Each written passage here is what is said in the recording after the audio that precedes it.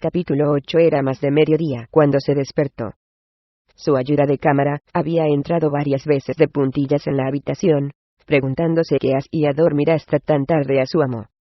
Dorian tocó finalmente la campanilla, y Víctor apareció, sin hacer ruido, con una taza de té y un montón de cartas en una bandejita de porcelana de Sèvres.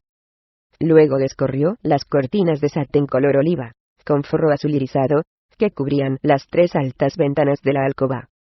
«El señor ha dormido muy bien esta noche», dijo, sonriendo. «¿Qué hora es, Víctor?», preguntó Dorian, todavía medio despierto. «La 1:15, señor». «Qué tarde ya». Se sentó en la cama, y, después de tomar unos sorbos de té, se ocupó del correo. Una de las cartas era de Lord Henry, y la habían traído a mano por la mañana. Dorian vaciló un momento y luego terminó por apartarla. Las demás las abrió distraídamente.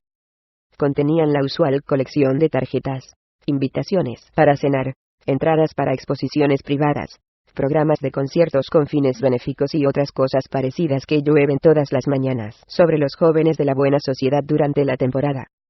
Había también una factura considerable por un juego de utensilios de aseo Louis XV de plata repujada, factura que Dorian no se había atrevido aún a reexpedir a sus tutores, personas extraordinariamente chapadas a la antigua, incapaces de comprender que vivimos en una época en la que ciertas cosas innecesarias son nuestras únicas necesidades.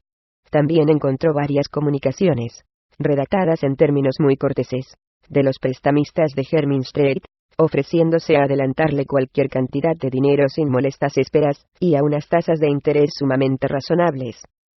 Al cabo de unos 10 minutos Dorian se levantó, y, echándose por los hombros una lujosa bata de lana de cachemira con bordados en seda, entró en el cuarto de baño con suelo de ónice. El agua fresca lo despejó después de las muchas horas de sueño. Parecía haber olvidado lo sucedido el día anterior. Una vaga sensación de haber participado en alguna extraña tragedia se le pasó por la cabeza 1 o 2 veces, pero con la irrealidad de un sueño. En cuanto se hubo vestido, entró en la biblioteca y se sentó a tomar un ligero desayuno francés, servido sobre una mesita redonda, próxima a la ventana abierta. Hacía un día maravilloso. El aire tibio parecía cargado de especias.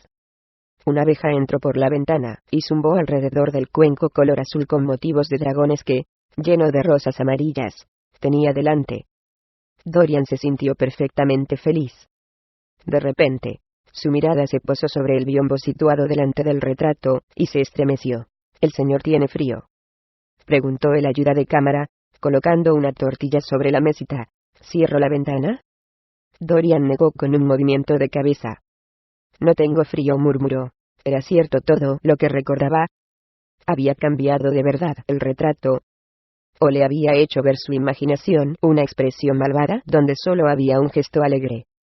Era imposible que un lienzo cambiara. Absurdo.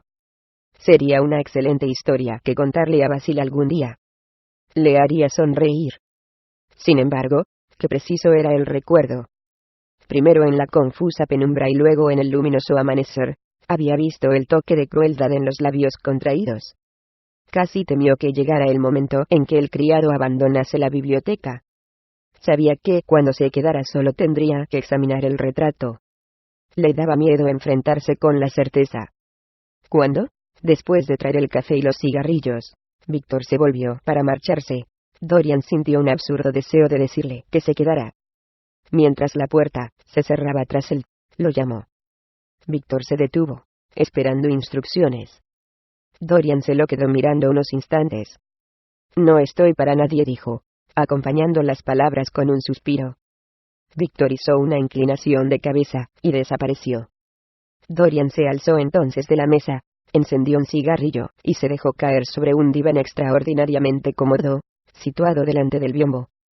El biombo era antiguo, de cuero español dorado, estampado con un dibujo Louis y demasiado florido.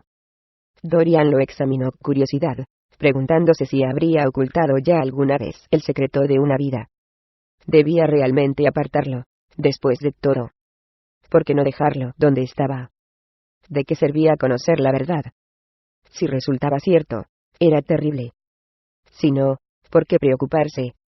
Pero, ¿y si, Por alguna fatalidad o una casualidad aún más terrible, otros ojos hubieran mirado detrás del biombo, comprobando el horrible cambio.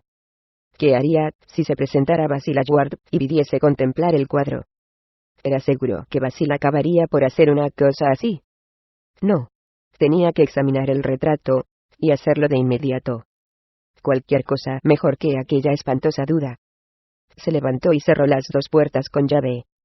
Al menos estaría solo mientras contemplaba la máscara de su vergüenza. Luego apartó el biombo y se vio cara a cara. Era totalmente cierto. El retrato había cambiado. Como después recordaría con frecuencia, y siempre con notable asombro, se encontró mirando al retrato con un sentimiento que era casi de curiosidad científica. Que aquel cambio hubiera podido producirse le resultaba increíble. Y, sin embargo, era un hecho. Existía alguna sutil afinidad entre los átomos químicos, que se convertían en forma y color sobre el lienzo, y el alma que habitaba en el interior de su cuerpo. Podría ser que lo que el alma pensaba, lo hicieran realidad. Que dieran consistencia a lo que él soñaba. ¿O había alguna otra razón, más terrible? Se estremeció, sintió miedo, y, volviendo al diván, se tumbó en él, contemplando el retrato sobrecogido de horror. Comprendió, sin embargo, que el cuadro había hecho algo por él. Le había permitido comprender lo injusto, lo cruel que había sido con Sybil Vane. No era demasiado tarde para reparar aquel mal. Aún podía ser su esposa. El amor egoísta e irreal que había sentido daría paso a un sentimiento más elevado, se transformaría en una pasión más noble, y el retrato pintado por Basil Hallward sería su guía para toda la vida. Sería para él lo que la santidad es para algunos, la conciencia para otros, y el temor de Dios para todos. Existían narcóticos para el remordimiento, drogas que acallaban el sentido moral y lo hacían dormir. Pero allí delante tenía un símbolo visible de la degradación del pecado. Una prueba incontestable de la ruina que los hombres provocan en su alma. Sonaron las 3 de la tarde, las 4, y la media hora dejó oír su doble carillón, pero Dorian Gray no se movió. Trataba de reunir los hilos escarlata de la vida, y de tejerlo siguiendo un modelo. Encontrar un camino, perdido como estaba en un laberinto de pasiones desatadas. No sabía qué hacer, ni qué pensar. Finalmente, volvió a la mesa, y escribió una carta ardiente a la muchacha a la que había amado, implorando su perdón, y acusándose de demencia. Llenó cuartilla tras cuartilla con atormentadas palabras de pesar, y otras aún más patéticas de dolor. Existe la voluptuosidad del autorreproche. Cuando nos culpamos sentimos que nadie más tiene derecho a hacerlo. Es la confesión, no el sacerdote, lo que nos da la absolución. Cuando Dorian terminó la carta, sintió que había sido perdonado. De repente, llamaron a la puerta, y oyó la voz de Lord Henry en el exterior. Dorian, amigo mío. He de verte. Déjame entrar ahora mismo. Es inaceptable que te encierres de esta manera. Al principio no contestó, inmovilizado por completo. Pero los golpes en la puerta continuaron, haciéndose más insistentes. Sí, era mejor dejar entrar a Lord Henry y explicarle la nueva vida que había decidido llevar, reñir con él, si era necesario hacerlo, alejarse de él, si la separación era inevitable. Poniéndose en pie de un salto, se apresuró a correr el biombo, para que ocultara el cuadro, y luego procedió a abrir la puerta. Siento mucho todo lo que ha pasado, Dorian, dijo Lord Henry al entrar. Pero no debes pensar demasiado en ello. ¿Te refieres a Sybil Vane?, preguntó el joven. Sí, por supuesto, respondió Lord Henry, dejándose caer en una silla, y quitándose lentamente los guantes amarillos. Es horrible, desde cierto punto de vista, pero tú no tienes la culpa. Dime, ¿fuiste a verla después de que terminara la obra? Sí. Estaba convencido de que había sido así. Le hiciste una escena. Fui brutal, Harry, terriblemente brutal. Pero ahora todo está resuelto. No siento lo que ha sucedido. Me ha enseñado a conocerme mejor. A Dorian, como me alegro que te lo tomes de esa manera. Temía encontrarte hundido en el remordimiento, y mesándote esos cabellos tuyos tan agradables. He superado todo eso, dijo Dorian, moviendo la cabeza, y sonriendo. Ahora soy totalmente feliz. Sé lo que es la conciencia, Para empezar, no es lo que me dijiste que era. Es lo más divino que hay en nosotros. No te burles, Harry. No vuelvas a hacerlo, al menos, delante de mí. Quiero ser bueno. No soporto la idea de la fealdad de mi alma. Una encantadora base artística para la ética, Dorian. Te felicito por ello. Pero, ¿cómo te propones empezar? Casándome con Sybil Vane. Casándote con Sybil Vane, exclamó Lord Henry, poniéndose en pie y contemplándolo con infinito asombro. Pero, mi querido Dorian, sí, Harry, sé lo que me vas a decir. Algo terrible sobre el matrimonio. No lo digas. No me vuelvas a decir cosas como esas. Hace 2 días, le pedí a Sybil que se casara conmigo. No voy a faltar a mi palabra. Será mi esposa. Tu esposa. ¿No has recibido mi carta? Te he escrito esta mañana, y te envié la nota con mi criado. Tu carta. Ah, sí, ya recuerdo. No la he leído aún, Harry. Temía que hubiera en ella algo que me disgustara. Cortas la vida en pedazos con tus epigramas. Entonces, ¿no sabes nada? ¿Qué quieres decir? Lord Henry cruzó la habitación, y, sentándose junto a Dorian Gray, le tomó las 2 manos, apretándoselas mucho. Dorian dijo, mi carta, no te asustes, era para decirte que Sybil Vane ha muerto. Un grito de dolor escapó de los labios del muchacho, que se puso en pie bruscamente, liberando sus manos de la presión de Lord Henry. Muerta. Sybil muerta. No es verdad. Es una mentira espantosa. ¿Cómo te atreves a decir una cosa así? Es completamente cierto, Dorian, dijo Lord Henry, con gran seriedad. Lo encontrarás en todos los periódicos de la mañana. Te he escrito para pedirte que no recibieras a nadie hasta que yo llegara. Habrá una investigación, por supuesto, pero no debes verte mezclado en ella. En París, cosas como esa ponen de moda a un hombre. Pero en Londres la gente tiene muchos prejuicios. Aquí es impensable debutar con un escándalo. Eso hay que reservarlo para dar interés a la vejez.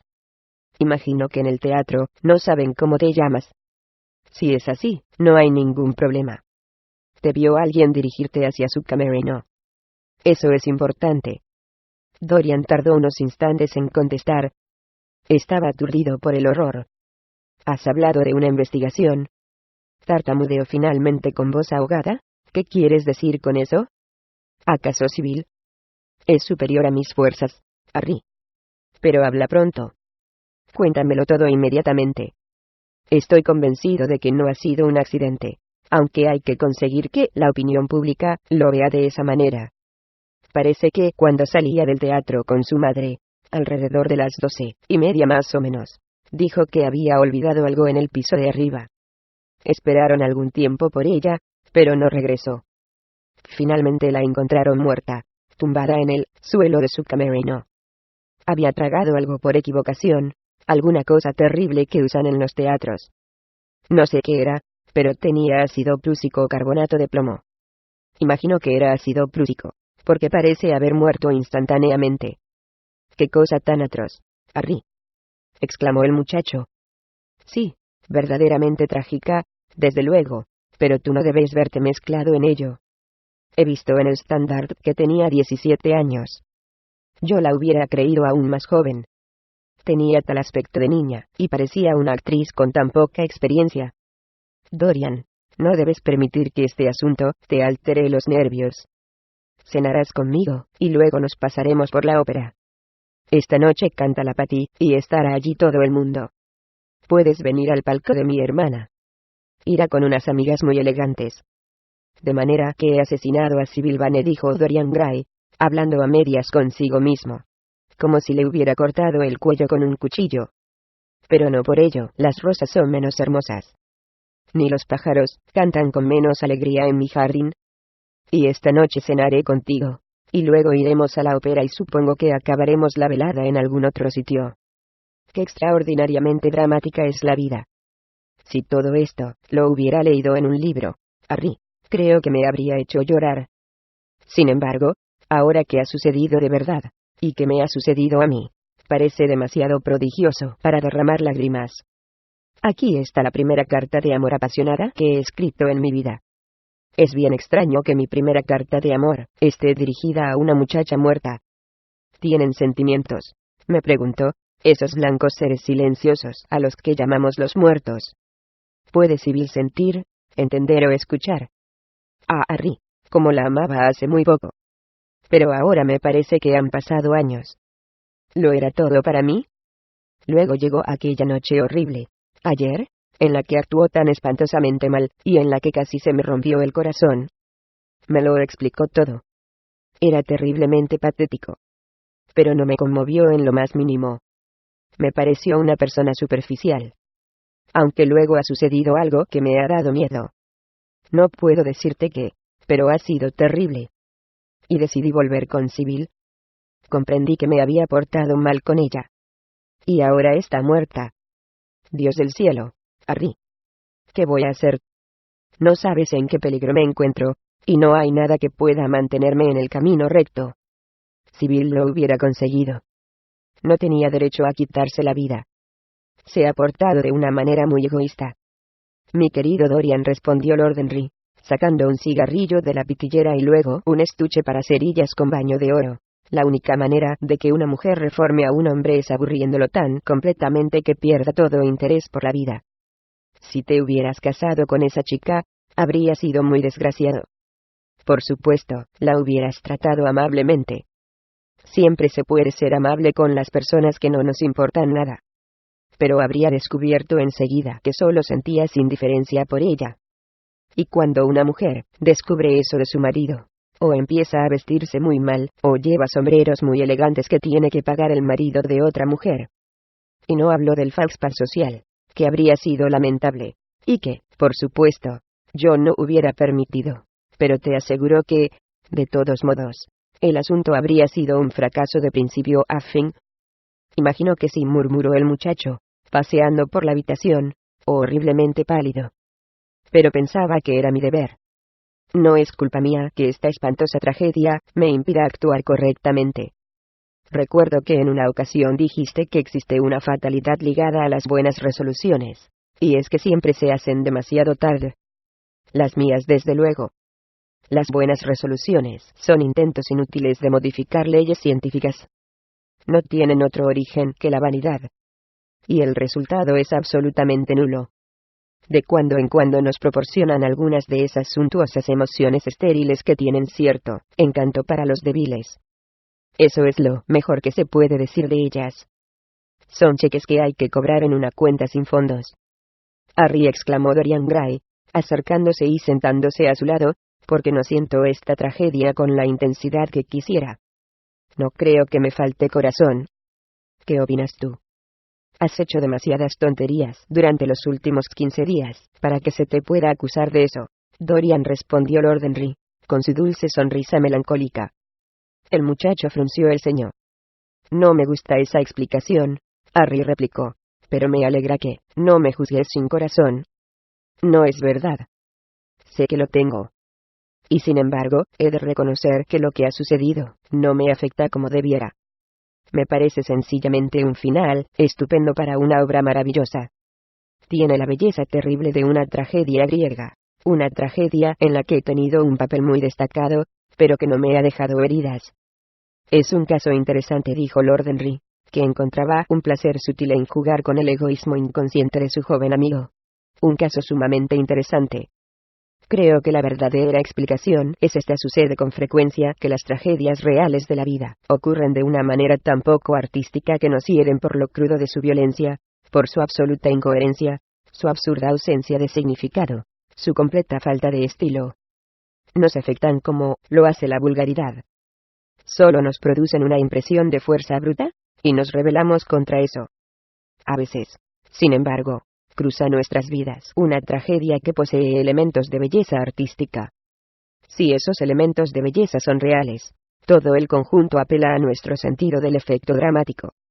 De repente descubrimos que ya no somos los actores, sino los espectadores de la obra. O que somos más bien las dos cosas.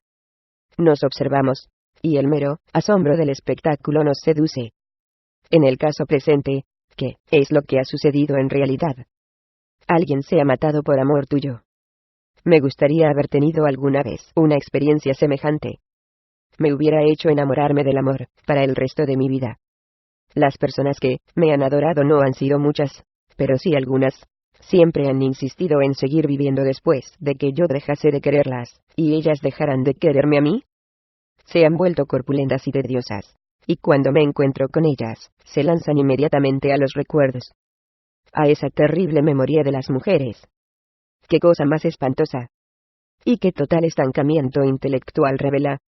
Se deben absorber los colores de la vida, pero nunca recordar los detalles. Los detalles siempre son vulgares. He de sembrar amapolas en el jardín, suspiró Dorian. No hace falta, replicó su amigo. La vida siempre distribuye amapolas a manos llenas. Por supuesto, de cuando en cuando las cosas se alargan. En una ocasión no llevé más que violetas durante toda una temporada, a manera de luto artístico por una historia de amor que no acababa de morir. A la larga, terminó por hacerlo. No recuerdo ya qué fue lo que la mató. Probablemente, su propuesta de sacrificar por mí el mundo entero. Ese es siempre un momento terrible. Le llena a uno con el terror de la eternidad. Pues bien, querrás creerlo, la semana pasada, en casa de la Diampsire, me encontré cenando junto a la dama de quien te hablo, e insistió en revisar toda la historia, en desenterrar el pasado, y en remover el futuro. Yo había sepultado mi amor bajo un lecho de asfódelos. Ella lo sacó de nuevo a la luz, asegurándome que había destrozado su vida.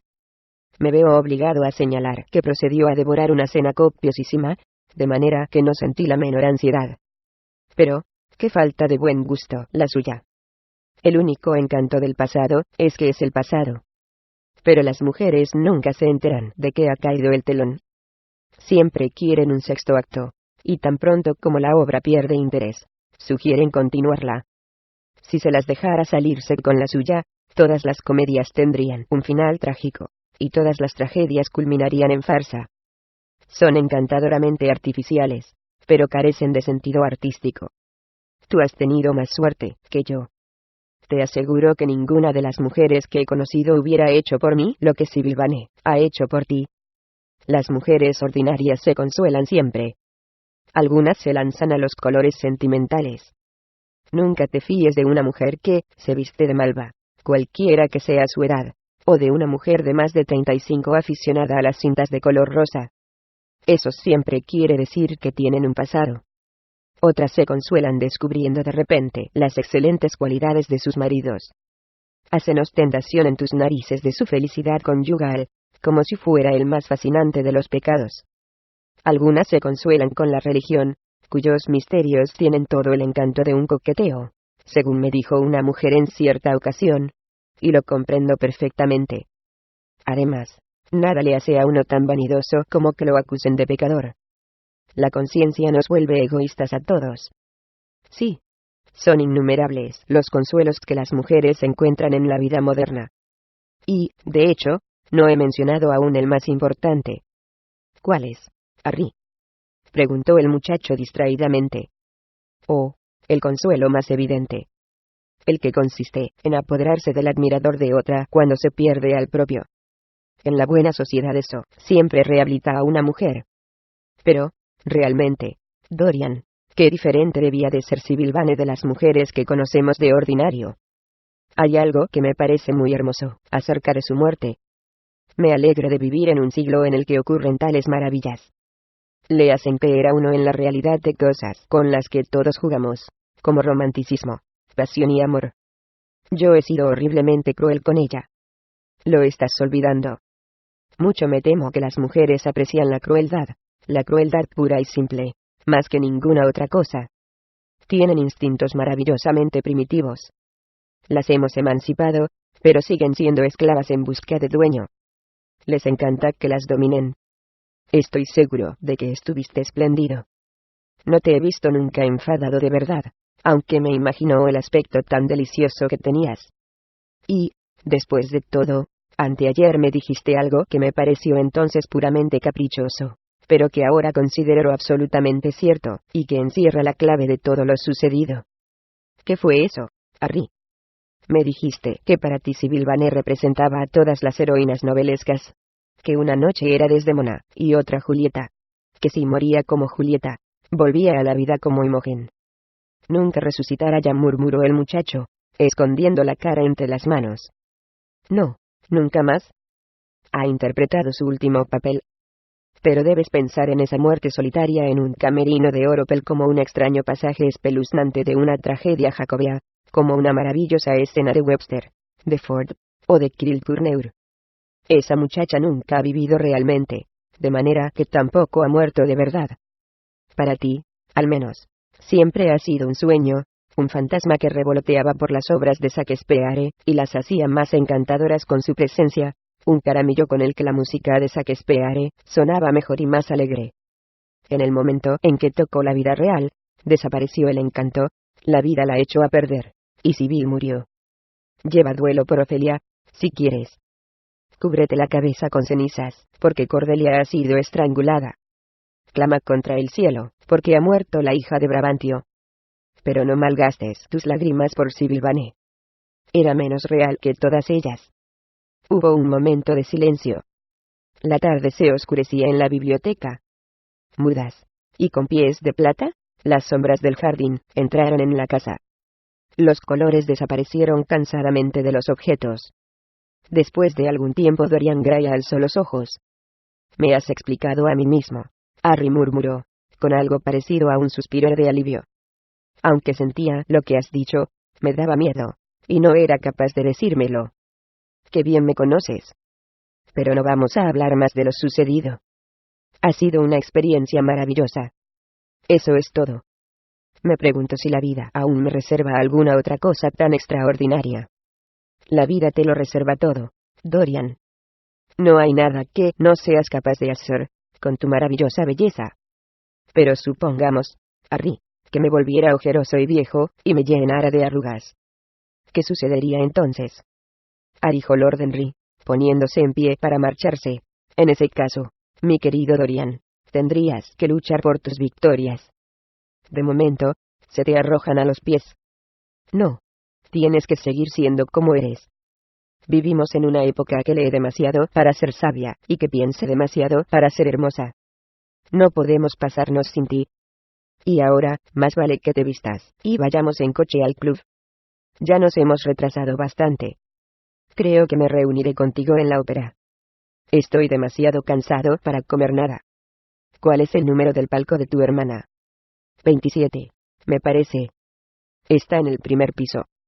Encontrarás su nombre en la puerta. Pero lamento que no cenes conmigo. No me siento capaz, dijo Dorian distraídamente, aunque te estoy terriblemente agradecido por todo lo que me has dicho. Eres sin duda mi mejor amigo. Nadie me ha entendido nunca como tú. Solo estamos al comienzo de nuestra amistad, respondió Lord Henry, estrechándole la mano. Hasta luego. Te veré antes de las 9:30, espero. No te olvides de que canta la Patty. Cuando se cerró la puerta de la biblioteca, Dorian Gray tocó la campanilla y pocos minutos después, apareció Víctor con las lámparas, y bajó los estores. Dorian esperó con impaciencia a que se fuera. Tuvo la impresión de que tardaba un tiempo infinito en cada gesto.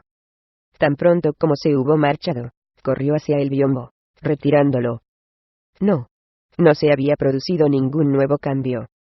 El retrato había recibido antes que él la noticia de la muerte de Sibyl.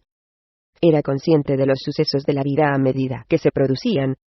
La disoluta crueldad que desfiguraba las delicadas líneas de la boca había aparecido, sin duda, en el momento mismo en que la muchacha bebió el veneno, fuera el que fuese. O era indiferente a los resultados. Simplemente se enteraba de lo que sucedía en el interior del alma. No sabría decirlo, pero no perdía la esperanza de que algún día pudiera ver cómo el cambio tenía lugar delante de sus ojos, estremeciéndose al tiempo que lo deseaba. Pobre Sibyl. Qué romántico había sido todo. Cuántas veces había fingido en el escenario la muerte que había terminado por tocarla, llevándosela consigo. ¿Cómo habría interpretado aquella última y terrible escena? Lo habría maldecido mientras moría. No.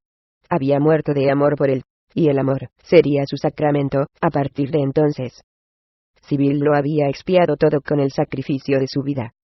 No pensaría más en lo que le había hecho sufrir, en aquella horrible noche en el teatro. Cuando pensara en ella, la vería como una maravillosa figura trágica enviada al escenario del mundo para mostrar la suprema realidad del amor. Una maravillosa figura trágica. Los ojos se le llenaron de lágrimas al recordar su aspecto infantil, su atractiva y fantasiosa manera de ser, y su tímida gracia palpitante. Apartó apresuradamente aquellos recuerdos, y volvió a mirar el cuadro. Comprendió que había llegado de verdad el momento de elegir. ¿O acaso la elección ya estaba hecha? Sí. La vida había decidido por él. La vida y su infinita curiosidad personal sobre la vida. Eterna juventud, pasión infinita, sutiles y secretos placeres, violentas alegrías, y pecados aún más violentos. No quería prescindir de nada. El retrato cargaría con el peso de la vergüenza. Eso era todo. Un sentimiento de dolor le invadió al pensar en la profanación que aguardaba al hermoso rostro del retrato. En una ocasión, en adolescente burla de Narciso, había besado, o fingido besar, aquellos labios pintados que ahora le sonreían tan cruelmente. Día tras día, había permanecido delante del retrato, maravillándose de su belleza, casi le parecía a veces enamorado de él. Cambiaría ahora cada vez que se diera algún capricho. Iba a convertirse en un objeto monstruoso y repugnante, que habría de esconderse en una habitación cerrada con llave, lejos de la luz del sol que con tanta frecuencia había convertido en oro deslumbrante la ondulada maravilla de sus cabellos. ¡Qué perspectiva tan terrible! Por un momento pensó en rezar, para que cesara la espantosa comunión que existía entre el cuadro y él. El cambio se había producido en respuesta a una plegaria. Quizás en respuesta a otra volviese a quedar inalterable. Y, sin embargo, ¿quién, que supiera algo sobre la vida, renunciaría al privilegio de permanecer siempre joven, por fantástica que esa posibilidad pudiera ser, o por fatídicas que resultaran las consecuencias? Además, estaba realmente en su mano controlarlo. ¿Había sido una oración la causa del cambio? ¿Podía existir quizá alguna razón científica? Si el pensamiento influía sobre un organismo vivo, ¿no cabía también que ejerciera esa influencia sobre cosas muertas e inorgánicas? Más aún, ¿no era posible que, sin pensamientos ni deseos conscientes, cosas externas a nosotros vibraran en unión con nuestros estados de ánimo y pasiones, átomo llamando a átomo en un secreto amor de extraña afinidad? Pero poco importaba la razón. Nunca volvería a tentar, con una plegaria, a ningún terrible poder. Si el retrato tenía que cambiar, cambiaría. Eso era todo. ¿Qué necesidad había de profundizar más? Porque sería un verdadero placer examinar el retrato. Podría así penetrar hasta en los repliegues más secretos de su alma. El retrato se convertiría en el más mágico de los espejos. De la misma manera que le había descubierto su cuerpo, también le revelaría el alma.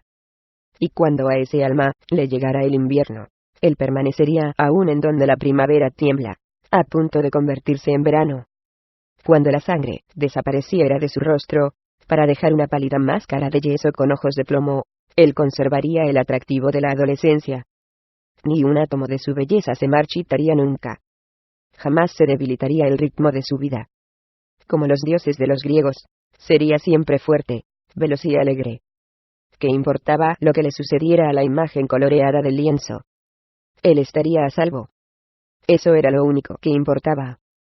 Volvió a colocar el biombo en su posición anterior, delante del retrato, sonriendo al hacerlo, y entró en el dormitorio, donde ya le esperaba su ayuda de cámara. Una hora después se encontraba en la ópera, y Lord Henry se inclinaba sobre su silla.